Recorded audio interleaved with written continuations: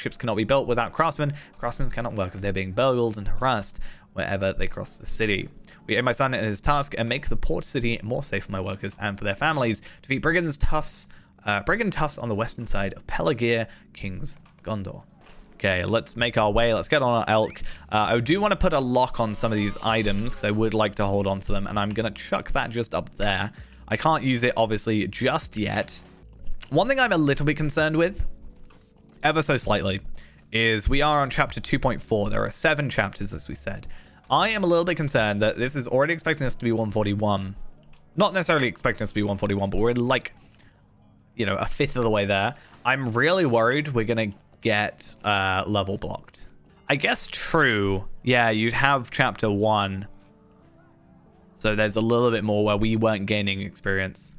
Okay, this is where we're going to have potential issues of... God, it feels like I'm doing a reverse epic battle. Yeah, this is where we are potentially going to have issues. And that is, there are people waiting for a limited amount of enemies. These enemies are here. There is not a massive amount of them. If we can potentially get enough on it, like enough hits just to get the kill, basically, that's nice. But this is one of the advantages of waiting a little bit, you know, having a couple days of, or even just a day of not playing, because this is where it really will slow us down. So hopefully not by much, but 8 enemies is quite a lot. We had this discussion a few streams back where we were talking about the rats in chapter 1, similar issue to this. And the idea was maybe for like the first week, or maybe just even the first day, or like first 2 days, just up the spawn rate of a couple of these quest specific enemies, because it'll help. But because everybody is kind of coming in at the same time, I could go and do some other quests, right? That would make sense. Just like, oh, go pick up those quests we were talking about earlier, complete them, get a little bit of that experience boost. However, I'm going to come back and it's going to be exactly the same issue all over again. I'm just going to join a raid, apparently. I'm just being added because the quest. This way, at least, yeah, if I kill, anyone kills anything, it counts. But if this is what has to happen here, fundamentally, it's just a problem with the content, really. And we can thankfully now leave because that is probably the worst part of an expansion. It won't be a problem in a week, right? It's just specifically now. And you should catch up with them in the dry docks in the southeast. But I've already been there. They can't have done much more work in the time. Actually, to be fair, we spent quite a considerable amount of time killing those brigands, so it's probably been in a couple in-game years at this point. Let's make our way. I can't actually remember what we get from this. Oh, it was the dagger. Does it look any good? Oh, it's kind of similar to Daylang.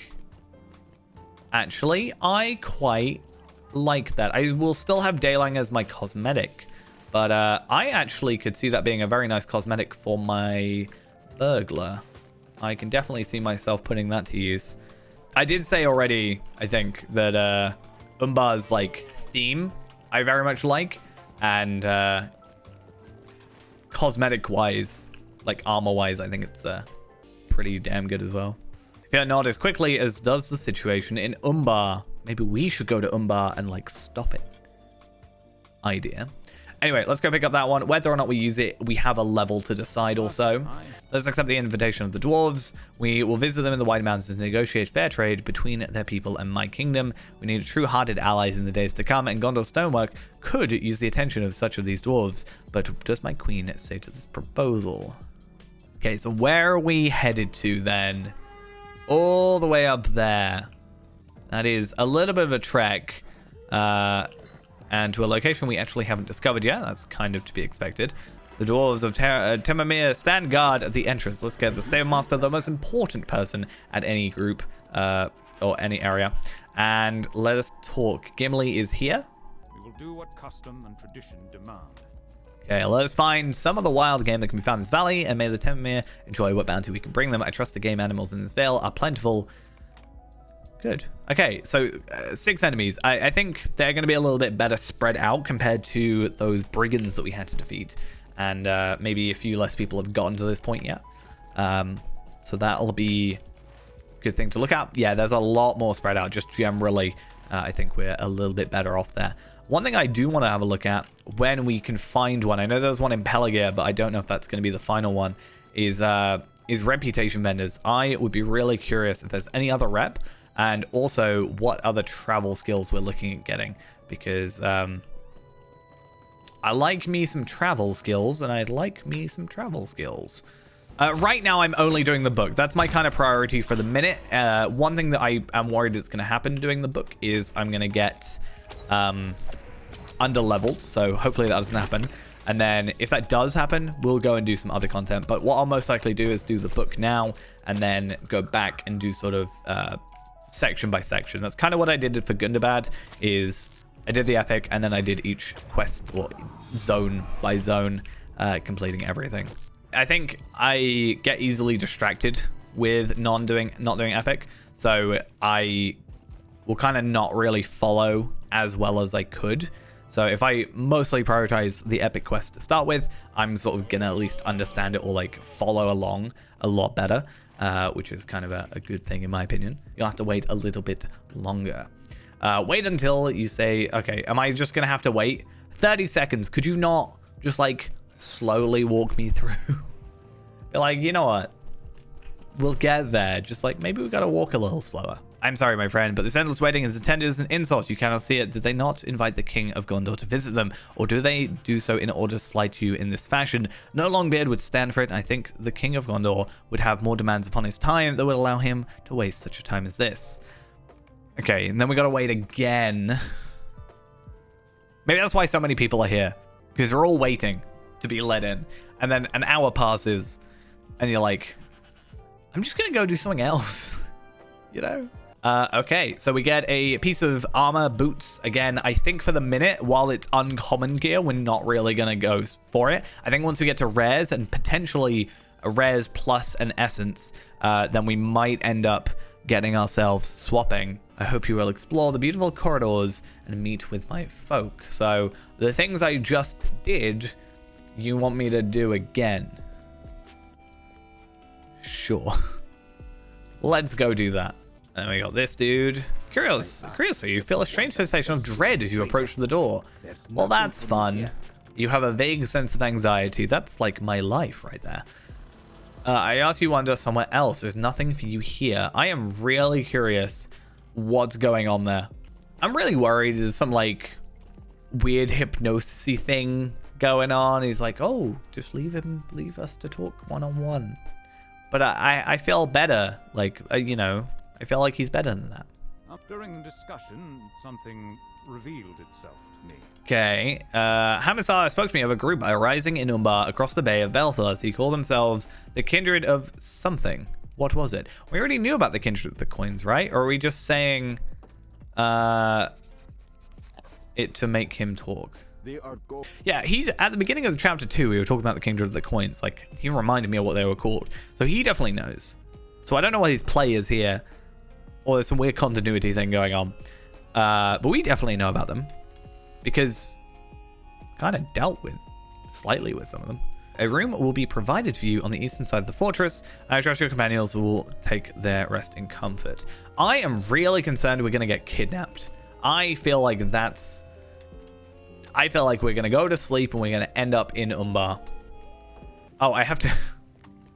He went go to sleep, and I just went, you know what, let's go to sleep. Not, hey, maybe we should talk to Aragorn a little bit right now. There has got to be some twist of like why we can't hear, or why we aren't told what they talk about. I feel like there's got to be some like thing, because if you were just stood there and it was like, the Kindred, like it basically said everything he just said to us, I mean, like, the Kindred of the Coins, that's the thing that, you know, this guy came a fortnight ago and blah, blah, blah.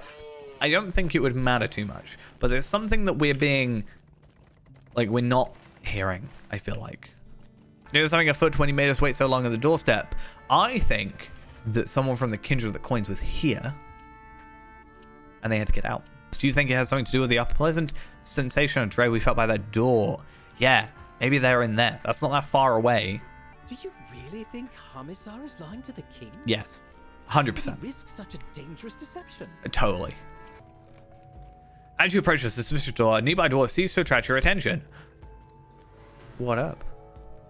A few days ago, an emissary of the Kingdom of the Coins arrived, so not 2 weeks ago. His name, you know, Phasmid told you about it, is, but he withheld his epithets and the folk of which you belong. His name is Kolaketh the Cunning, and he's a dwarf of the Temamir who hails from some distant land. So I have seen some art of the Kindred of the Coins, and I have seen this dwarf, I'm pretty sure. Told you his emissary of the Kindred departed, but I think he's still here. Is the dread of the artifacts he bears that you sensed outside the door where he shelters? Knew it. Totally. I called it. I have not read ahead.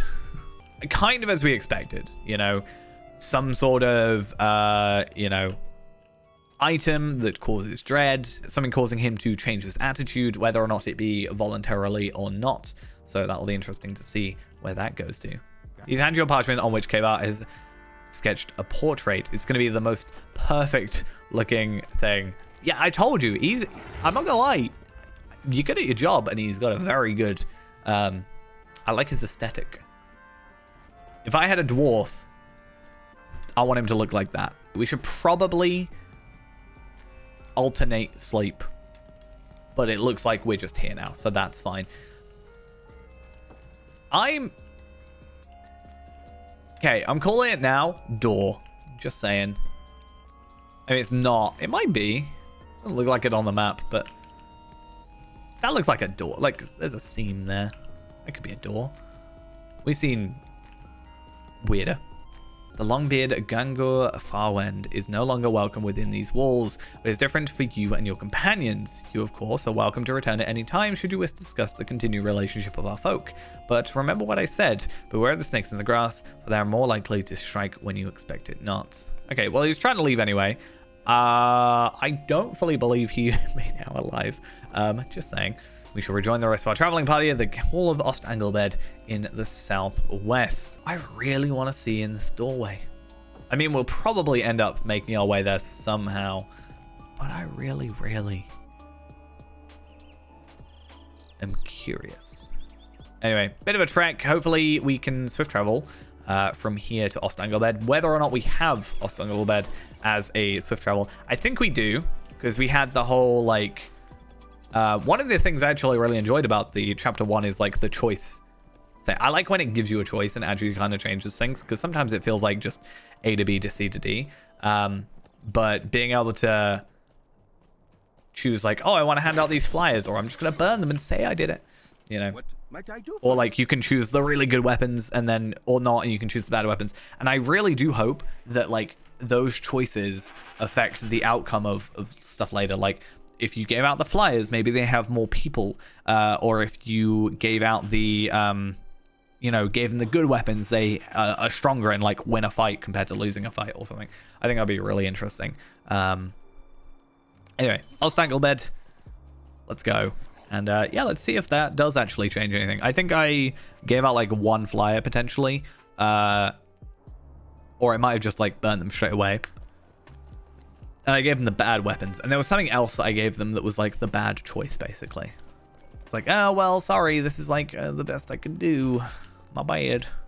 It's crazy, though. We're like 2 hours in and we're still on chapter 2. Admittedly, like 8 things in, but there is a lot of content. And I mean, it is an expansion, right? So it's not like it's going to be like that and done. But yeah. I beg you, ask around Ost Anglebed and find the queen. Okay, the king will never forgive us if we allow some harm to befall her. I am going to make a prediction. I am going to make a prediction looking from the map and purely from the map. She is there. How well... This could either go really well or really badly. Perhaps we should search for the lower levels of the city. No, I'm going to go over here with the River Maiden, most likely. Is that going to be the case? Am I going to die to fall damage? Fingers crossed not. Please. Ideally. Oh, that's how you die to fall damage. By well, if I die because I clipped into a rock, I'm not going to be happy. Maybe I'm super wrong. But I feel like this is... Okay. Yeah, okay.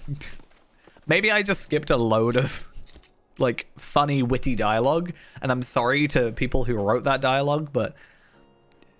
maybe don't have that be, like, such an outlier.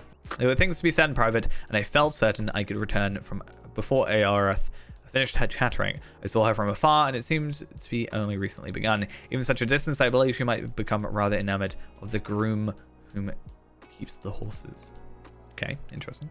If I wore a mighty ranger garb, I could have approached without making a noise, but these garments are much less suited for walking in the wilderness. I hope I did not frighten Roman style with my tramping. Arwen has spoken to me of her desire to meet the maiden of the Gilrain, and I do not wish to interrupt. But I have need of you, friend. Wow, that was actually a relatively easy and quick quest compared to the previous ones.